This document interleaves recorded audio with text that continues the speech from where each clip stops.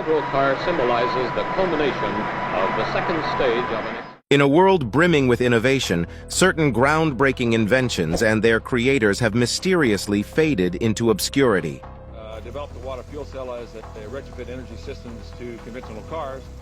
This video delves into the tales of 15 inventors whose potentially revolutionary creations were suppressed, whether by external forces or unfortunate fate. These stories not only question the nature of progress, but also highlight the delicate interplay between invention, power, and history. Number 1. The Ogle carburetor, Tom Ogle. In the 1970s, an inventor named Tom Ogle, without a formal background in mechanical engineering, claimed to have designed a carburetor that could drastically improve fuel efficiency. His invention, known as the Ogle carburetor, and it's running through lean, so it just spits it back out of the carburetor, was said to enable a car to travel over 100 miles on a single gallon of gasoline, a figure that far surpassed anything that conventional vehicles could achieve at the time. Ogle's innovation seemed poised to revolutionize the automotive industry and threatened the very foundations of the oil economy. Ogle's system allegedly eliminated the carburetor and fuel pump, instead drawing fuel vapor directly from the tank through a series of vacuum lines.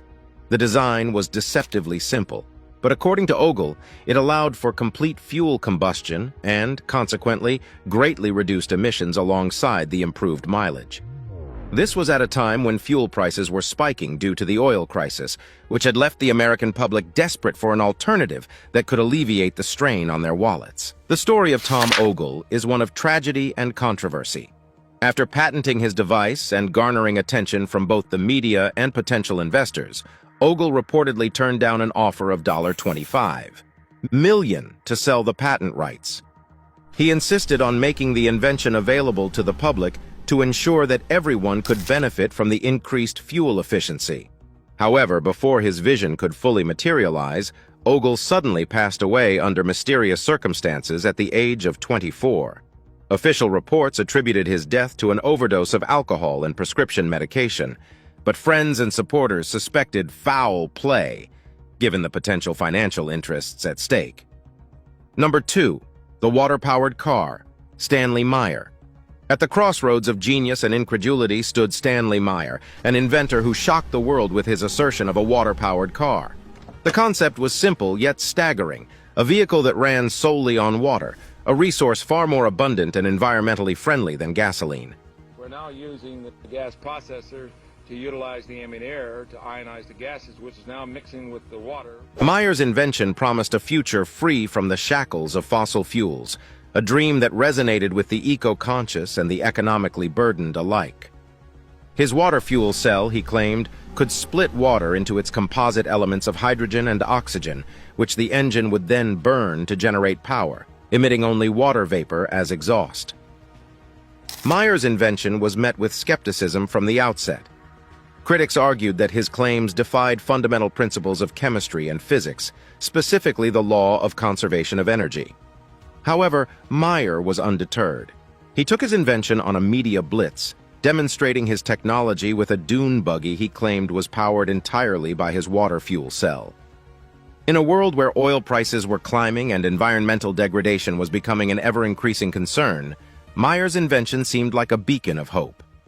His patent described a process that involved a water splitter, which, powered by electricity, separated the water molecules into their constituent parts.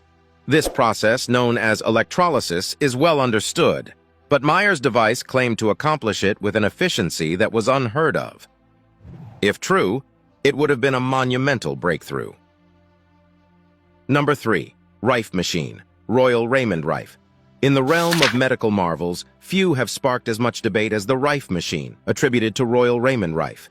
An American inventor and early exponent of bioelectric medicine, Rife claimed to have developed a device capable of destroying pathogens, including cancer cells, by vibrating them at their resonant frequency. His machine was said to emit energy at specific frequencies that would resonate with the unique frequencies of pathogens, causing their destruction without damaging surrounding healthy tissue. I've often thought that living matter might be based on crystals of some kind. Born in 1888, Rife was a scientist intrigued by the possibilities of treating diseases with frequencies. He designed a series of microscopes that he claimed were powerful enough to visualize viruses, a feat that was not possible with the technology of the day. Rife then purportedly isolated a cancer virus and proceeded to treat it using his frequency device. By the 1930s, Rife was claiming remarkable success rates, suggesting that his machine had the potential to cure cancer and other diseases. Rife's claims attracted the attention of the medical community and the public, with some hailing his device as a breakthrough and others dismissing it as pseudoscience. Despite initial interest and some apparent successes, Rife's work was eventually discredited by the medical establishment. Critics pointed to a lack of rigorous scientific evidence and the implausibility of his theories based on the known laws of physics and biology. The discrediting of Rife's work led to a personal and professional decline. By the 1950s, his laboratory had been destroyed in a fire, his records and machines were lost, and he became a recluse until his death in 1971. Number 4. Tucker Automobile. Preston Tucker. The story of Preston Tucker and his Tucker 48 automobile embodies the American dream clashing with industrial giants. A visionary in automotive design, Tucker sought to challenge the big three automakers with his advanced and innovative car. The Tucker 48, also known as the Tucker Torpedo, boasted safety and mechanical features far ahead of its time, including a directional third headlight, a padded dashboard, and a rear-mounted engine. Preston Tucker's vision was to produce a vehicle that not only set new standards in automotive design, but also ensured greater passenger safety during a period when road fatalities were rising. His designs were revolutionary. The Tucker 48 featured a safety chamber for front passengers to dive into before a collision, a windshield that would pop out upon impact to avoid glass shattering on passengers, and seat belts. Which also makes it safer because it doesn't roll over nearly as easy, unless, of course, you're doing 95 miles an hour on a racetrack. A safety feature that wouldn't become standard until years later. Despite the ingenuity behind the Tucker 48, Tucker faced immense challenges in bringing his car to market. Financial difficulties were a constant hurdle, exacerbated by negative media coverage and legal battles. In 1949, the U.S. Securities and Exchange Commission indicted Tucker and his board of directors on charges of mail fraud, conspiracy, and stock fraud. Although acquitted, the damage was done. Tucker's company was forced into bankruptcy and only 51 cars were ever produced. The demise of the Tucker Corporation is often seen as the result of an overly ambitious entrepreneur running afoul of established industry practices and government regulations. Critics, however, suggest a more sinister reason: sabotage by a fearful automotive industry and a government unwilling to challenge the status quo. Number 5. Cloudbuster.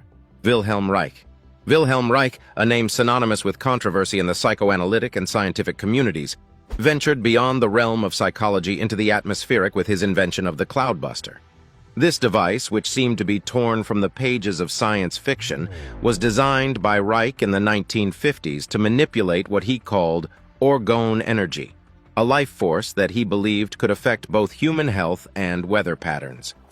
The Cloudbuster, comprised of a set of hollow tubes connected to cables that were immersed in water, was intended to draw orgone energy from the atmosphere, with the goal of inducing rain. Reich, originally part of Sigmund Freud's circle, had taken a divergent path into the study of this orgone energy, which he posited was a physical manifestation of the libido. In his view, this energy was omnipresent and could supposedly be harnessed for a variety of purposes, from combating illnesses like cancer to altering weather conditions. The Cloudbuster was his attempt to apply his theories practically by engaging with the Earth's atmosphere directly. Despite the skepticism of the scientific community, Reich conducted several experiments with the Cloudbuster, claiming success in inducing precipitation in areas plagued by drought. His claims drew the attention of farmers and even some in the government. However, Reich's work with the Cloudbuster also attracted the scrutiny of the Food and Drug Administration, which had long been skeptical of his work with orgone energy. The FDA's investigation culminated in a court order demanding the destruction of Reich's publications and equipment related to orgone energy. Reich was also sentenced to 2 years in prison for contempt of court, as he had violated the injunction against his work. He died in jail, and his cloudbuster, along with his other inventions, fell into obscurity, dismissed by mainstream science as the fanciful musings of a pseudoscientist. Number 6. Cold fusion. Martin Fleischmann and Stanley Pons. The pursuit of cold fusion was brought to the world stage by Martin Fleischmann and Stanley Pons in 1989, promising a clean, virtually limitless source of energy. The two chemists claim to have achieved a nuclear reaction at room temperature. This is the latest version. It's been running for about 4 days. It has the advantage of condensing, collecting the liquid, and returning it to the bottom so we don't lose it by boiling and evaporation. A feat that, if proven, would have upended our understanding of physics and transformed the energy landscape. Traditional nuclear fusion, the process that powers the sun, requires immense temperatures and pressures to force atoms together, releasing energy. Cold fusion, by contrast, would occur without such extreme conditions, a tantalizing prospect that drew immediate attention and hope. Fleischmann and Pons conducted their groundbreaking experiments at the University of Utah, where they electrolyzed heavy water with a palladium electrode and reported an excess heat production they could only attribute to a nuclear process. The announcement was sensational. It suggested a future where energy would be both cheap and clean, solving a myriad of environmental and geopolitical problems. However, the scientific community's initial excitement soon turned to skepticism. Other researchers struggled to replicate Fleischmann and Pons's results, a cornerstone of the scientific process. Questions were raised about their methodology and the validity of their findings. The term cold fusion quickly became synonymous with flawed science, and the overwhelming tide of criticism led both to retreat from the limelight. Fleischmann and Pons's work was largely discredited, leaving their reputations tarnished. The scientific establishment concluded that their findings were the result of bad science, not bad faith, and cold fusion research was pushed to the fringes, sustained by a small but determined community of scientists who believed the core concept deserved further exploration.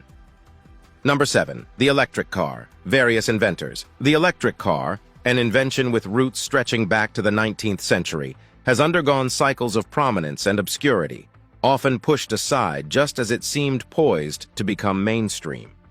In the early 1900s, electric vehicles, or EVs, were not an uncommon sight on the streets, prized for their quiet operation and lack of noxious fumes, in stark contrast to their gasoline-powered counterparts.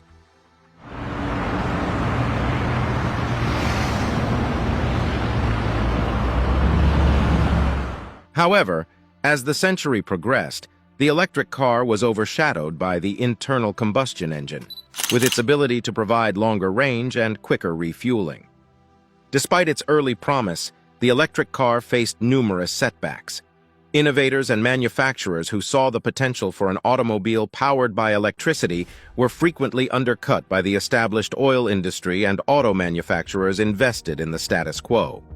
The narrative of the electric car is peppered with stories of sudden discontinuations and unexplained withdrawals from the market, fueling speculation about the forces at play behind the scenes. One of the most notable examples of this pattern occurred in the late 20th century with the rise and fall of the General Motors EV1.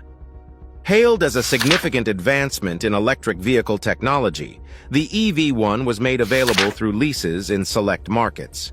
But despite positive consumer feedback and a growing cult following, GM abruptly ceased production, citing insufficient demand, and went so far as to recall and destroy the majority of the existing vehicles, leading to public outcry and suspicion.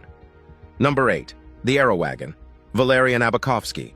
Valerian Abakovsky's Aerowagon was a bold foray into the world of high-speed rail travel, a unique and ultimately ill-fated invention of the early 20th century. Conceived as a propeller-driven rail car, the Aerowagon was designed to transport Soviet officials rapidly between Moscow and Tula. The train you were making up for that colonel. He's stealing a load of pictures. You should hear what they're worth. Abakovsky, a youthful inventor only 25 years of age, envisioned a future where travel times were significantly reduced by the application of aeronautical principles to railway technology. The Aerowagon, with its sleek design and aviation-inspired propulsion, was a marvel of its time. It was powered by an aircraft engine and propeller, enabling it to achieve speeds that far exceeded those of traditional steam locomotives.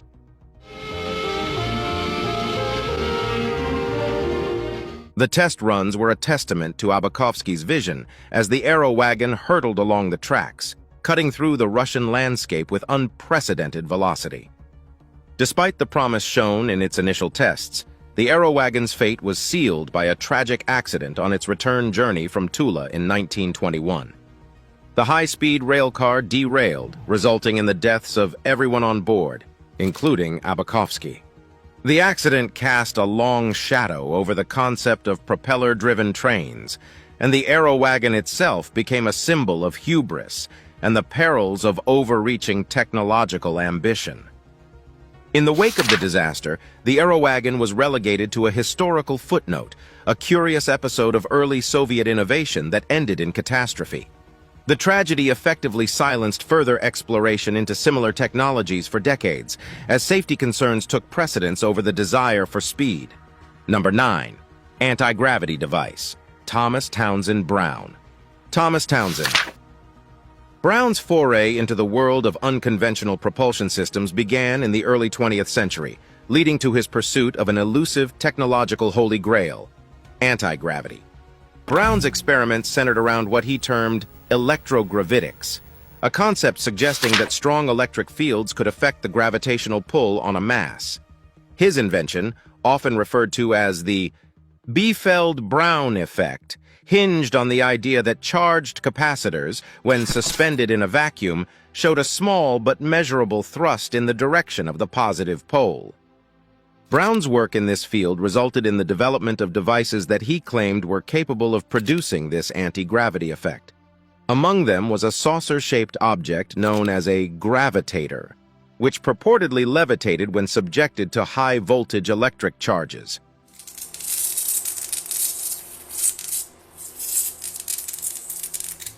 The implications of such a discovery were profound, promising a revolution in aerospace technology with the potential for vehicles that could hover and fly without the need for wings or propellers, powered purely by electrical energy.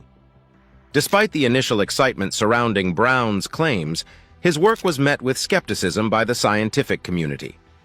Critics argued that the forces he observed were simply ion wind, a well-understood phenomenon where ions are transferred from one electrode to another, creating thrust. This effect was known to be far too weak to account for the kind of propulsion necessary for anti-gravity flight. Undeterred, Brown continued his research, often in secret, with the support of private investors and military interest.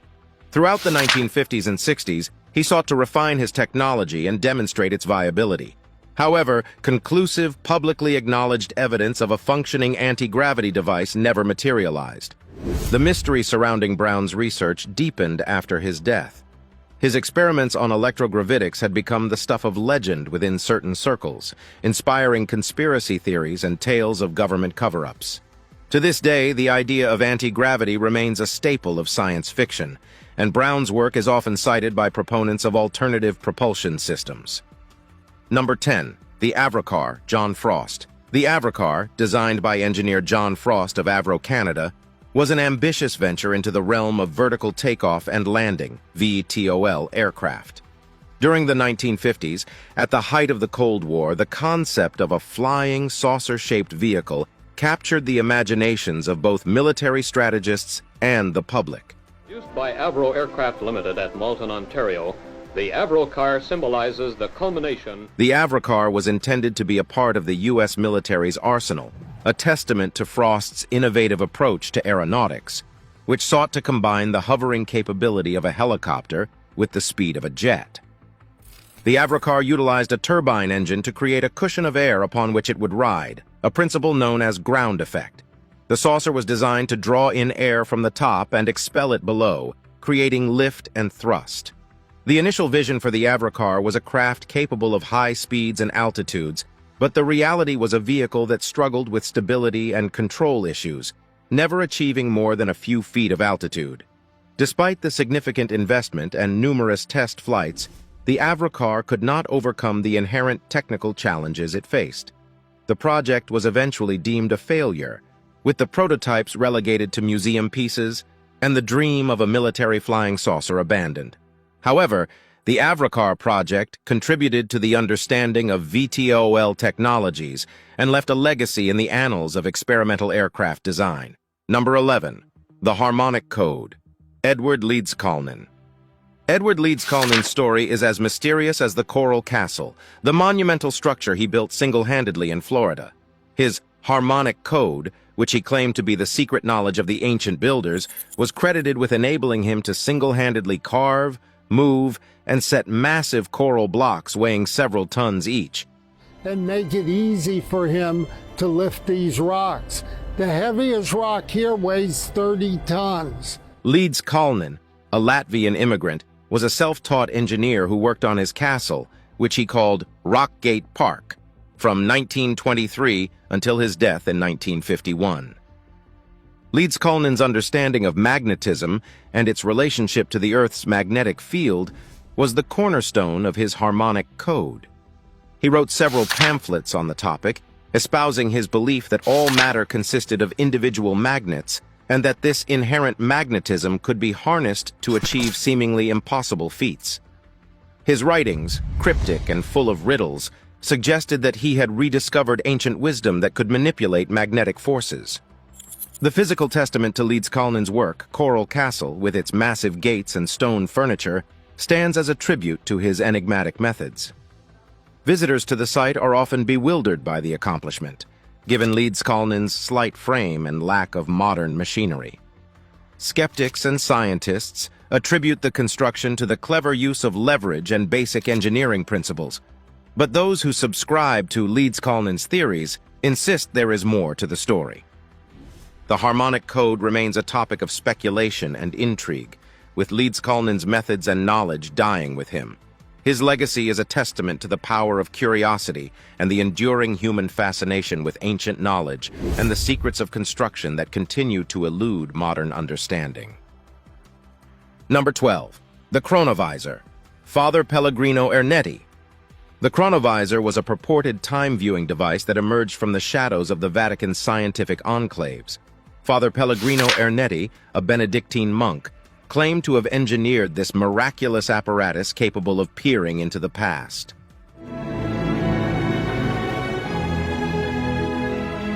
According to Ernetti, the chronovisor could capture and display events that had occurred decades, even centuries earlier, effectively acting as a television that could tune into history.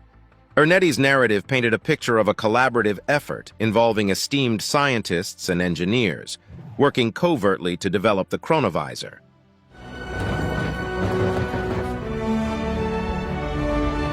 The device was said to operate on the principle that every event leaves an energy mark that can be traced and visualized with the right equipment.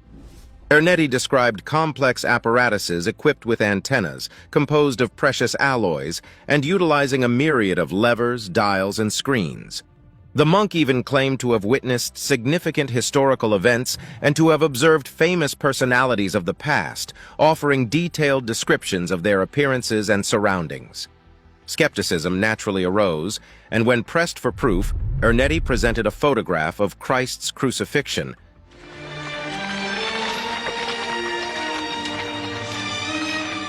which later turned out to be a reworked version of a known sculpture.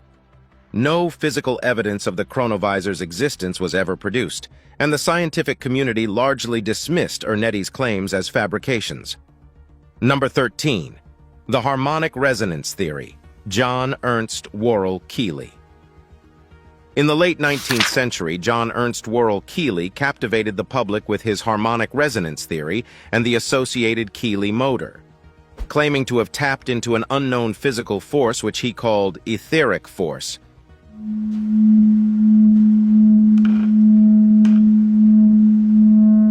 Keely asserted that his motor, which was powered by the vibrations of this ether, could revolutionize industry by providing a new, inexhaustible source of energy. Keely's demonstrations of his motor, which he conducted before eager audiences, showed a machine that appeared to operate on water alone, a premise that, if true, would have turned the scientific world upside down. Keely explained that his process involved liberating the ether, through a series of vibratory-tuned mechanical processes, a method that resonated with the spiritual and scientific fascination of the era with unseen forces. Despite Keely's claims and the substantial investments he received from hopeful backers, the Keely motor never came to fruition as a viable energy source. After his death, investigations revealed a web of hidden air pressure tubes and mechanical tricks that suggested the entire operation was an elaborate hoax. Keely's work was discredited, and he was labeled as a charlatan. Nevertheless, the legacy of John Keely and his harmonic resonance theory endures as a cautionary tale about the seductive power of pseudoscience and the enduring human desire to discover new frontiers of energy and invention. His story is a complex tapestry of the age-old conflict between skepticism and belief in the pursuit of scientific advancement. Number 14. The Dynasphere, J.S. Freeman. The Dynasphere, a unique monowheel vehicle, was the brainchild of Dr. J.H. Purves, inspired by the concept of dynamic stability, as proposed by his son J.S. Freeman. This unconventional mode of transport, which featured the driver seated inside a large wheel, was envisioned to revolutionize personal transportation. The Dynasphere, powered by a petrol engine, because we are not trusting to pushing the wheel round to get ourselves going, was capable of beach and road driving, boasting a design that was both futuristic and outlandish for the 1930s. The appeal of the Dynasphere was in its simplicity and its promise of an exhilarating driving experience. Purves claimed that the vehicle could reach speeds up to 30 miles per hour and that its gyroscopic nature would ensure stability. However, practical applications of the Dynasphere were limited by inherent design flaws. The vehicle was difficult to control and prone to tipping over when turning. Despite these challenges, Purves and Freeman continued to develop several models, including versions for 1 and 2 passengers. The public demonstrations of the Dynasphere garnered widespread attention, featured in newsreels and drawing crowds eager to witness the peculiar spectacle of the wheeling vehicle. Nevertheless, the novelty of the Dynasphere could not overcome its impracticalities, and it failed to attract serious commercial interest. Eventually, the Dynasphere was relegated to the sidelines of vehicular innovation, remembered more for its distinctive design than its utility. Number 15. The Cure for Cancer, Various Claimants. The quest for a cure for cancer has been fraught with both genuine scientific endeavor and controversial claims. We would call that a tumor. Specifically, cancer is a malignant tumor. Over the years, various individuals and researchers have come forward with claims of definitive cures for cancer, often citing natural remedies, unconventional treatments, or breakthrough drugs. These claimants have ranged from medical professionals to alternative health practitioners, all asserting to have found the elusive solution to one of humanity's most persistent adversaries.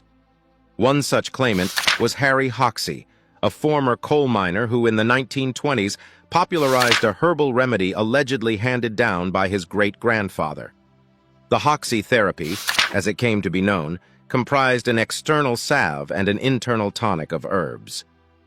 Despite the lack of scientific validation, the Hoxsey therapy attracted thousands of patients to his clinics across the United States.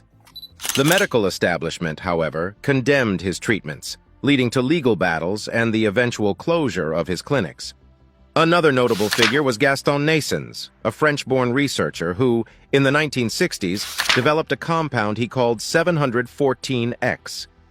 Naessens claimed that this substance, derived from camphor, could improve the immune system's ability to fight cancer. The scientific community was skeptical, and Naessens faced charges of illegal medical practice.